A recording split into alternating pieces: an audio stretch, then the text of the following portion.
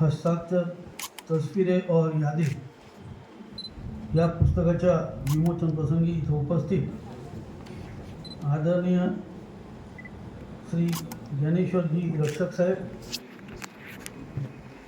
श्री संजयजी नाते साहेब, श्री विजयजी चौहान साहेब, प्रियंकाजी ठाकूर,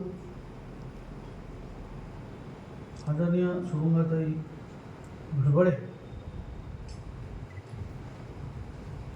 ज्यांच्या पुस्तकाचं प्रकाशन करण्यासाठी आपण आज इथं सगळे जमलेलो असे आदरणीय श्री दिलीप डहाकेजी, त्यांच्या धर्मपत्नी सौ स्मिता डहाकेवहिनी, इथं उपस्थित संपूर्ण छंदप्रेमी आणि ढाके साहेबांवर प्रेम करणारे सगळे बंधू भगिनी,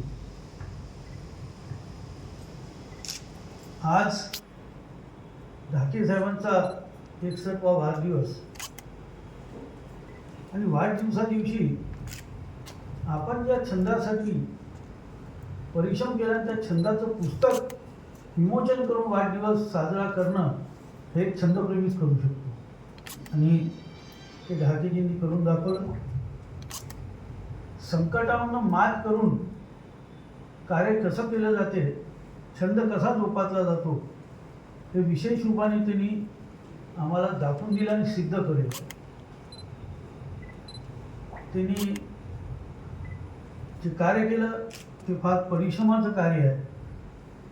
बऱ्याच वक्त्यांनी सांगितलं की सह्या मिळवणं हे काही एकदम फार सोपी नाही, कुणाला एकदम सही मागितली दिली असं बी होत नाही.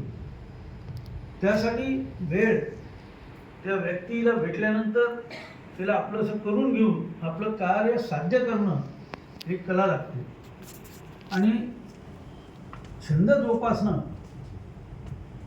हे मला वाटते वेळाचं काम आहे. हिला वेळच व्हावं लागते तर तिला बी छंद जोपायचा आहे. इथं सर्व छंदप्रेमी बसलेले आहेत. मी बऱ्याचशा कार्यक्रमामध्ये जात असतो आणि मला आनंद होतो. वेगळे वेगळे छंद पाहायला भेटतात. कोण काय करतं ह्याची कल्पना नाही करू शकत, पण यांचा जेव्हा छंद पाहतो तेव्हा निश्चित आपल्याला माहिती पडते की खरंच अशा प्रकारचे छंद असतात. आपण मगाशी बोलले लक्षात आलं की आता मोबाईलवर पत्रिका पाठवून दिली असती आणि आमंत्रण पाठवलं असतं तरी झालं असतं. आम्ही त्यांच्या प्रेमापोटी आम्ही आलो असतो. पण एक असं आपण जे देवाचं दर्शनाचं म्हटलं ते बी ठीक आहे, पण देवाजवळ जाऊनच दर्शन घेतलं तर ते साध्य होते. मोबाईलचं दर्शन व देव साध्य होते. आजकाल लग्नाच्या पत्रिका येतात व्हॉट्सअपवर आणि या म्हणून आमंत्रण असतं. त्यासमोर व्हॉट्सअप गुच्छा पाठवला किंवा लिफाफाचं पाकिट पाठवून दिलं तरी चालतं, कारण ते आमंत्रण एक फॉर्मॅलिटी असतं. यांच्या मनामध्ये होतं की आपण आलं पाहिजे म्हणून यांनी जाऊन प्रत्यक्ष भेटून आमंत्रण दिलं. ते अगत्याचं आमंत्रण असतं. व्हॉट्सअपचं आमंत्रण अगत्याचं नसतं. हां, आम्हाला माहिती आहे छंदप्रेमीने बोलवलेलं आहे, त्यांचा मान म्हणून आम्ही जरूर आलो असतो. कारण छंद जोपासणे फार मोठा एक कला आहे आणि त्या कलेचा मान आम्ही लोकांनी केला पाहिजे. मला वाटते मी थोडं उशीर आलो. बरेच लोक आमचे सन्माननीय अतिथींना आपण लोकांना वाट पाहावं लागलं, त्यामुळे मी क्षमा मागतो. कारण की जेव्हा फोन आला आणि महालवरनं निघून इथपर्यंत यायचं आणि पाऊस, रस्ता आणि ट्रॅफिक हे आपल्या सगळ्यांना माहिती आहे. म्हणून माझे आमचे पी असतात गणेश, त्यांना मी हमेशा सांगतो की आपण निघून जाणं अर्ध्या रस्त्यात कुठं थांबू फोन येतपर्यंत.